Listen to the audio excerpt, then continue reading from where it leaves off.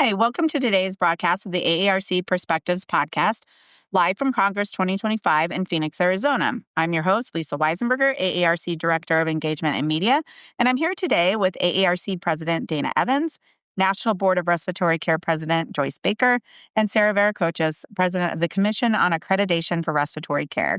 Thanks to all of you for joining me today to talk about the work and collaboration of each of these critical respiratory care organizations.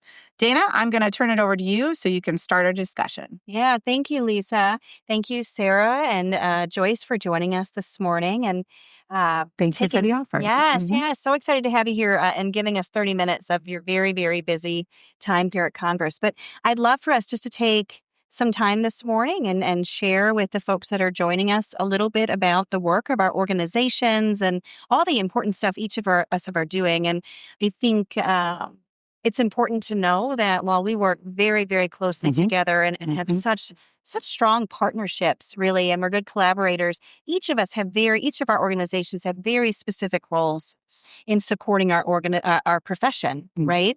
So because I know people do get confused about the differences between the AARC and COARC and NBRC, I wonder, could you take just a moment and talk about what each organization does? Yeah. Sure. Yeah. Sure. Absolutely. So the Commission on Accreditation for Respiratory Care, or otherwise known as COARC, is the leading respiratory therapy education accreditation organization in the United States.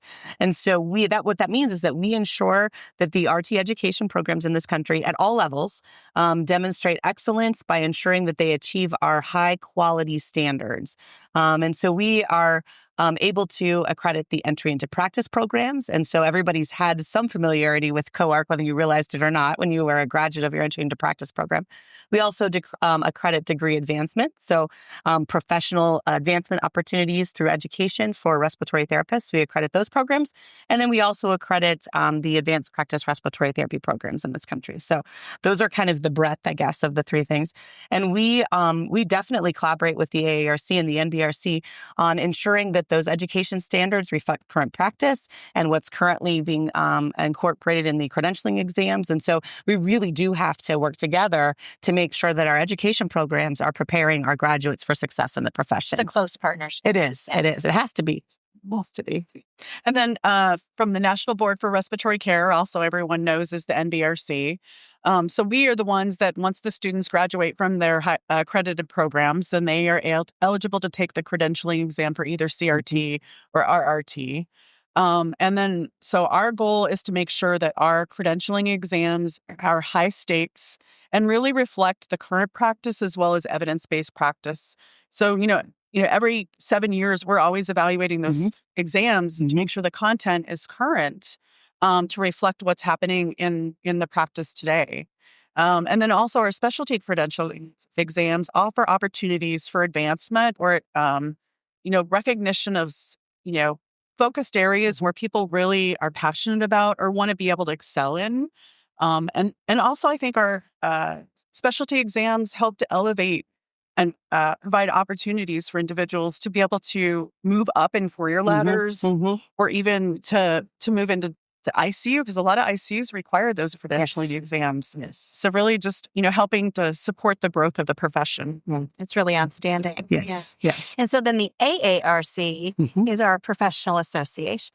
Right. So we are your home for new, for students, early professionals, really through the continuum of your career, right? So the space for advocating for new legislation and lots of things happening around that, education, supporting the profession, growing the profession, really the professional home of the respiratory therapist. So we hope that you're a member of the AARC while engaging with COARC, while engaging with NBRC, as we all work very, very closely together to, I think, provide a holistic kind of support Absolutely. for the for our individual organizations, but also for RTs everywhere.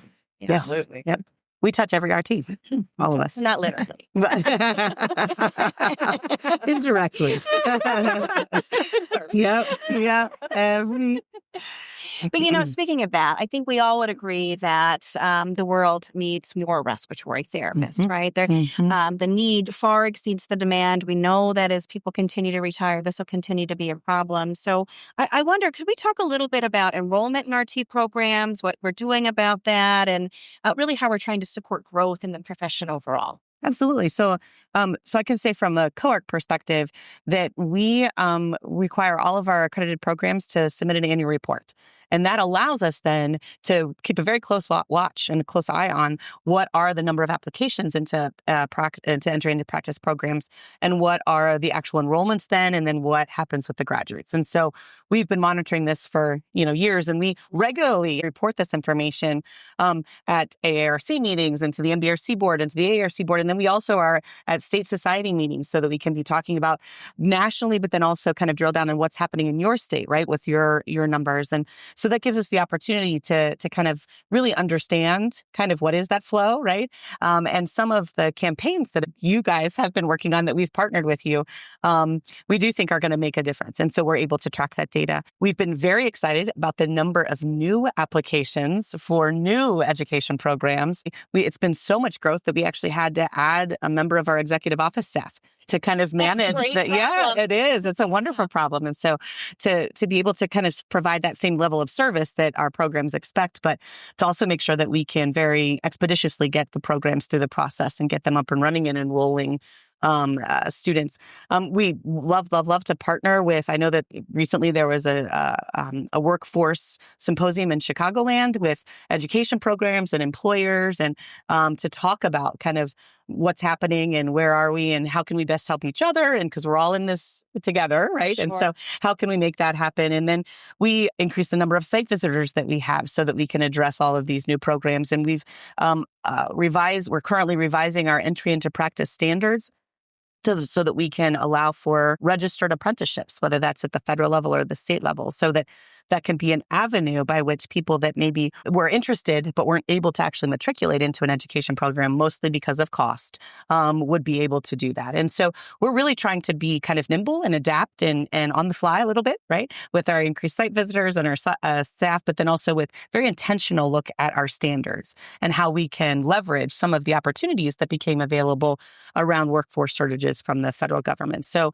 we are very happy that in that process of revision of our standards, we were able to involve members of the AARC and members of the NBRC on that committee, again, to make sure that we're reflecting current practice, but also being careful to make sure that we're setting ourselves up well for the future. I think that's a really bright future. Yeah, I hope so. I do have to say, though, I've had the opportunity to participate in some local site visits as an advisory committee member for local programs. And I have to say, one of the things that I think is so important for people to know is that your site visitors are so collaborative. Absolutely. Right, with the goal of creating a high-functioning, very successful program. Yes. It's not like people think of accreditors and, they run and they hide their water, right? Correct. It's not correct. like that. We are not the Joint Commission.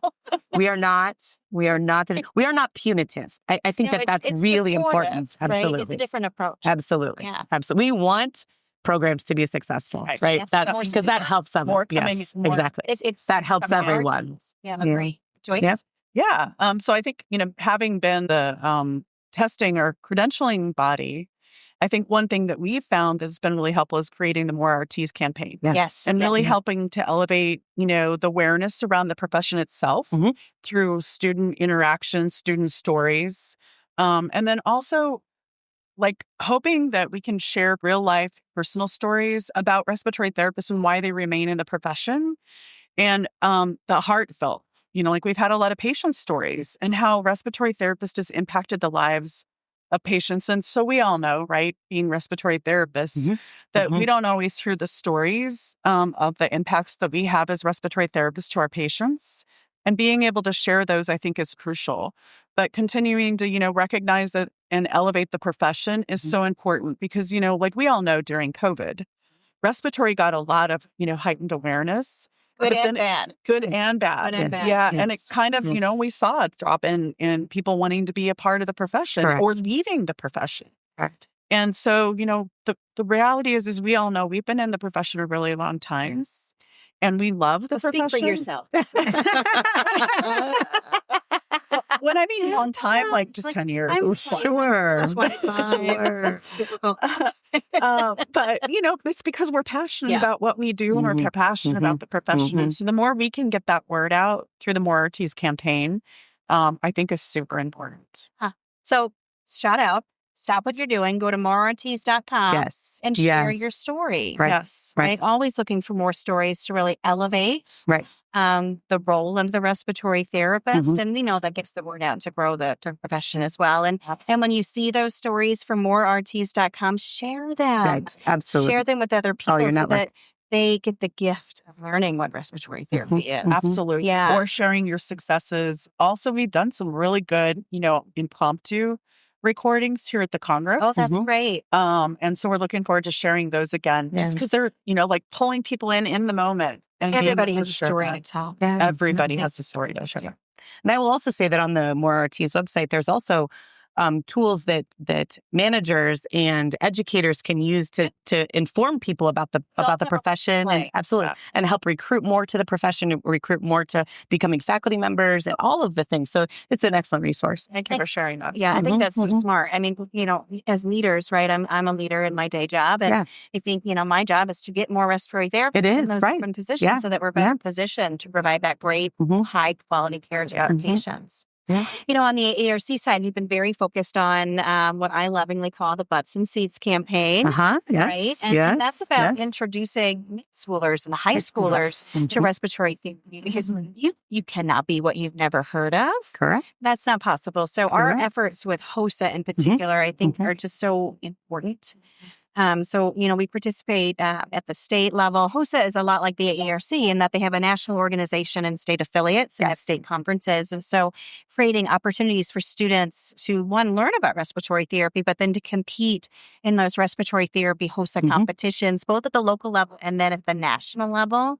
And so that's still a new endeavor for us. We've been doing that for a few years and really have seen really nice kind of exponential growth in that engagement. So we're hoping that we'll start to feel that in a few years as those students graduate and hopefully choose to enroll in the COARC accredited program and then sit for those NBRC exams and really contribute to our patient care and to our profession. So that's exciting. I just want to tag on that. How many of us have actually asked how a respiratory therapist got into the profession? And how many of them actually never picked, I knew about respiratory. I was going to go to be nursing or physical therapist or something else. And so I think what you're doing through HOSA, I think is so important and crucial because it's really getting that word out. We got to plant those seeds. Absolutely. Yes. Yeah, I think that's so incredibly important. And, I think there is no one solution, and we would have already done it, right? So all of these things, HOSA and getting out there and the student scholarships that are being offered from all of our organizations and the foundation, so important to get people engaged, right? Absolutely. Yeah. You bet. Yeah. Do you want to talk a little bit, Sara, about the changes you're expecting in those new accreditation standards? Yeah, I'd be happy to. So these are the entry into practice standards. So our degree advancement standards and our advanced practice respiratory therapy standards are not in the review process at this point. So in the revision process. So it's our entry into practice, which is kind of the bread and butter, right? Our commitment, our focus is on competency-based and outcomes, right? That's what we look at. And so again, back to we're not the Joint Commission. We're not looking at, do you have a water in the blood gas lab and how far from the ceiling are your shelves? And that's not what we're looking at. We're looking at Well, it is important. It is. However, that's not where we focus. It's different. We do focus on kind of what the outcome is of the program, right? And so we are trying to develop our standards so that we are leading the advancement in RT education and that we are being very intentional about making sure that it's clear to the public and to the employers and to our patients, what is the value of the different levels of education to entry into our profession. So we have entry into practice at the associate degree level, the bachelor's level, and the master's level. And they all three have a very important, role in the workforce. And so being very intentional to show what is the value of the different degree levels. So you'll see much more differentiation in expectations of competencies and then outcomes by the degree level. And so that's one thing that will happen. And then we are making sure that we are meeting the evolving practice standards and we are incorporating interprofessional collaborative practice and making sure that the clinical reasonings skills and competencies are very robust. And so all of those things are very important. And then we're also making sure that we are providing in all of our site visits and in our reviews, our key personnel, we have a lot of new programs. So we have a lot of new key personnel. And we are trying to be sure that we include in the standards some release time, expectations around release time, so that they have the time to be able to do the work about setting up a quality program So that's a huge kind of evolution for us. And we think really important to make sure that we are providing those key personnel the opportunity to be successful. We do not want programs to struggle, right? So we're trying to be intentional about that. We're trying to make sure that evidence-based practice is very clear throughout the entire curriculum, right, where it belongs. That's part of the credentialing that on the exam, and that needs to be intentional. And then making sure that we provide for our new educators, some additional tools around curriculum mapping and to help them learn a little bit more about the faculty role as part of that. And then I think one of the things that's super exciting is that we are also being pretty intentional about the appropriate use of simulation. And so in education programs, it's always been encouraged, but now we're trying to be really intentional about what that looks like and how that can be appropriately leveraged to make sure that our students and our graduates are prepared for what's going to be coming next. So those would be a summary, I guess. So. I think that's outstanding. We're all very excited to see those. Yeah. It was a lot of work, and it was. And thank you to all of to all the collaborators that helped. Yes, to let us to hop in there. But you mentioned value proposition by degree and faculty development, and I can't help but stop and talk about how we've continued. The three organizations have actually collaborated. Correct. In this space, under the leadership of AARC past President Carl Hinkson. Correct. Last year, we had the Education Summit, and we had representatives from all areas of the field, but including AARC, NBRC, and COARC. And as those committees that come out of there continue to work on understanding, actually trying to identify and quantify what is the value proposition for each level of education, and then creating grants and support for faculty development, because the world needs more RTs, but to get there, we need more faculty. You have to have more educators, right? Correct. And more, baccalaureate prepared respiratory therapists to teach at the associate level, and master's prepared, to teach at the baccalaureate level, et cetera. So creating those pathways and removing barriers for that faculty development is so important. Absolutely. And the AARC has been very generous in dedicating some dollars to those through their strategic plan, which is much, much appreciated. And I think that some of the work that some of the committees are doing is also looking at, the federal level and how can we leverage some opportunities maybe that we haven't taken advantage of in the past. Yeah, so I love that you mentioned that. We had just a fabulous meeting, myself and our Vice President of Advocacy and Affairs, Mary Moday, as well as one of the co-chairs of our committees, Jefferson Mixel, when we were in Washington, D.C. for our Florian Day, which was amazing. We could talk about that too. But we sat down with HRSA. That's the first time we've had FaceTime with HRSA. And I think that was so important. Awesome. It's amazing. Right? Yeah. It's the first of many, many, many conversations, right? Anything that involves government statutes and regulations takes years to achieve, but you have to start that conversation somewhere. And for those who are familiar, HRSA is the government program that does loan forgiveness and tuition reimbursement opportunities for certain professions. Respiratory therapy is not currently one of them. Correct. But we're going to work on that. That's right. We're going to work on that. I think that's so important. But again, to help with not only getting into RT school, but also this faculty development conversation. Absolutely. That we're having. Right? So it's really a multi-pronged approach, right? And we all have a role and are working really hard on it. So I think we know that, right? Some of the limiting factors is cost. 100%. And so eliminating that barrier, kudos to you all, for the AARC and starting that conversation, because it starts somewhere. It has to start somewhere. And then being able to even have that, I think, is a great example. And then I think from COARC's perspective, I'll just say, standardizing, creating those standards, especially as we're adding more, the associates to bachelor's, master's, the APRT. I think it's so important that way then all the schools have clear, it's the standard for excellence. Guidelines. Yes, correct. Yep, that's exactly it. Yep. We've been talking about removing barriers, right? And I think a lot of what each of our organizations are trying to do in one way or another is remove barriers to entering the profession, flourishing in the profession, et cetera. And Joyce, I've heard you talk about the new exam from the NBRC as a method to remove barriers. Yes.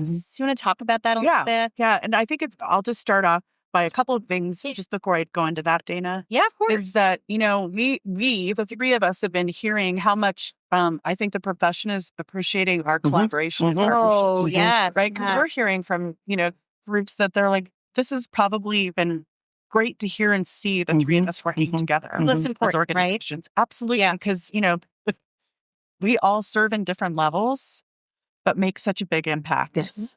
So And So- stronger too. Absolutely. And so then the single respiratory therapy entry to practice exam is a perfect example because all of our organizations have been a part of that in some way or another. Yeah. And really, so when you're talking about removing barriers, the typical process has always been for a respiratory therapist that they have to take the therapist multiple choice. And then there's a low and a high cut Some of score. us remember taking 3 exams. I do. That's what I was thinking. No. The CRT, then the written registry, then the ClinSim. So I'm right there with you all. And I remember filling in the little ovals. Yes. Back to know the facts. But I think that's a perfect example of how the single exam, right? So it's one exam, not 2 or 3. Right. It's one single exam that a respiratory student coming out of school, a credentialing school, will actually take the exam, and low cut is the CRT, high cut is the RR. So the cost is going to be different because it's going to be less than taking the cost of 2 exams. Also, there's not a delay. I mean, there may be some delays. Some hospitals actually want RRT. And so those that want to practice in those hospitals can't practice in that hospital if they had the low cut score.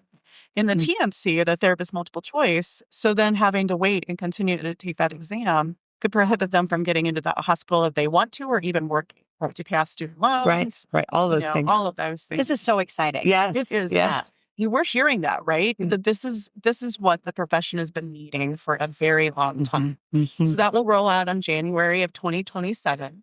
It'll be here before we know it. Oh my goodness. Yeah. Look, it's already the end of 2025. Yeah. Into 2026.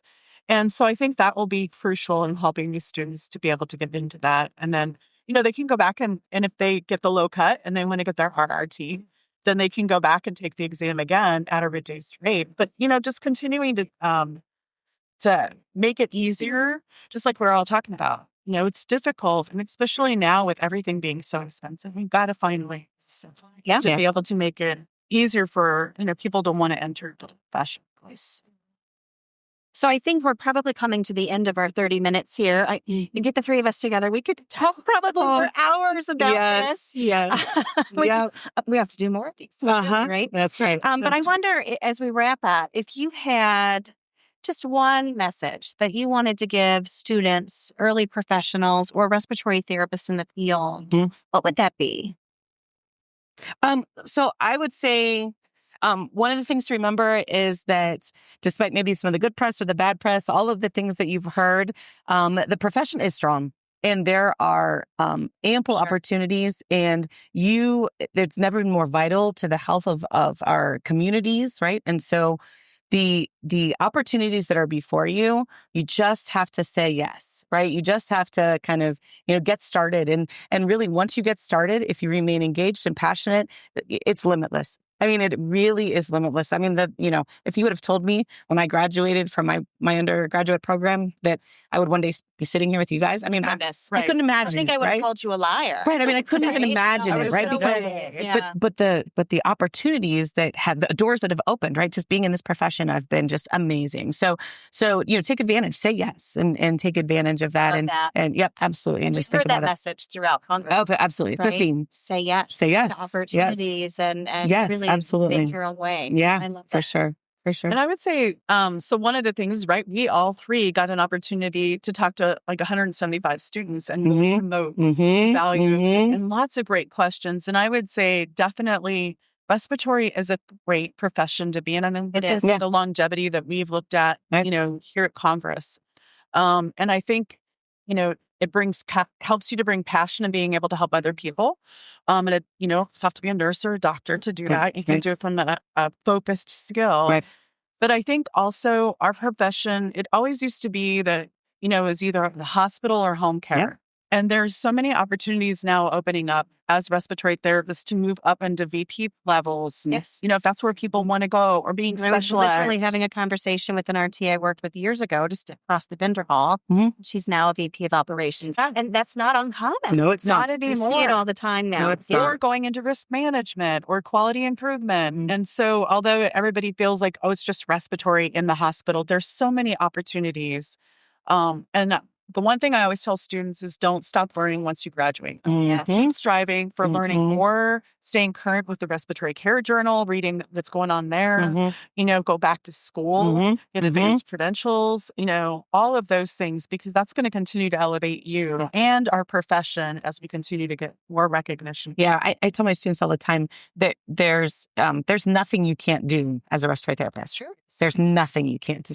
So you are set up, right, to say yes to those opportunities. You're ready for it. You're ready for it. I couldn't agree with you more. And I would just say sort of ditto, right? I think the possibilities are endless, right? And you talk about all the things they could do: quality and patient safety, risk management, certainly leadership, and all of that, industry, and the tremendous impact they can make on that side of the profession, as well as academia, is so important.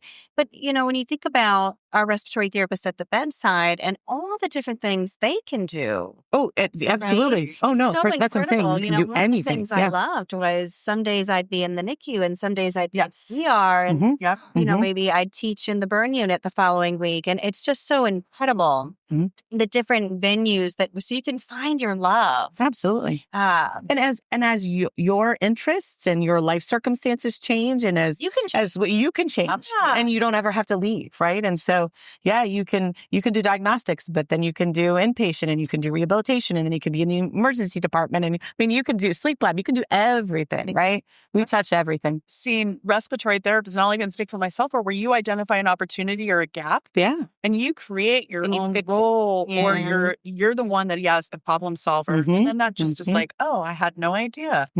So I think we're just all saying the same thing, right? We are. The future is so bright for our profession. We have to keep pushing, and we will keep pushing and keep pushing and pushing. And it's so important to do that and keep advocating. And each of our organizations doing that in such a really lovely and collaborative way. But I'm so excited for what's to come, and I'm so excited about continuing our strong partnership and really for the success of the entire profession. And I think the passion that we all have for our profession is clearly evident. And hopefully it's going to be contagious. Yes. So I think it is. I look around, and we're at Congress right now, and I look around, and that's exactly what this is. I come to Congress and it fills my professional cup because we're surrounded by so many people who are equally passionate and equally excited to learn and grow and network and engage and really continue to help us push this message forward and make sure our profession is set up for a future of so much success. That's right. Yeah, that's right. So thank you guys so much. Thank you. Very fast, probably more than 30 minutes, but really excited to have this chat with you, and just so grateful for your partnership and your friendship. Yeah, thank you. Thank you as well. Yep. Thanks, Dana. As we wrap up this incredibly insightful discussion, I just really want to extend my thanks to Dana, Joyce, and Sara for taking the time out of your really busy Congress schedules to discuss the future of respiratory care and the work and inspiration that each of you bring to this outstanding career. To all our listeners, your voice is crucial and critical. We encourage you to engage with your respective organizations, volunteer your time, and be involved in whatever capacity you can to move this profession forward. Thank you for listening to this episode of the AARC Perspectives Podcast, live from Congress 2025. If you've enjoyed today's episode, don't forget to subscribe, share with your colleagues, and check out more resources and conversations at aarc.org.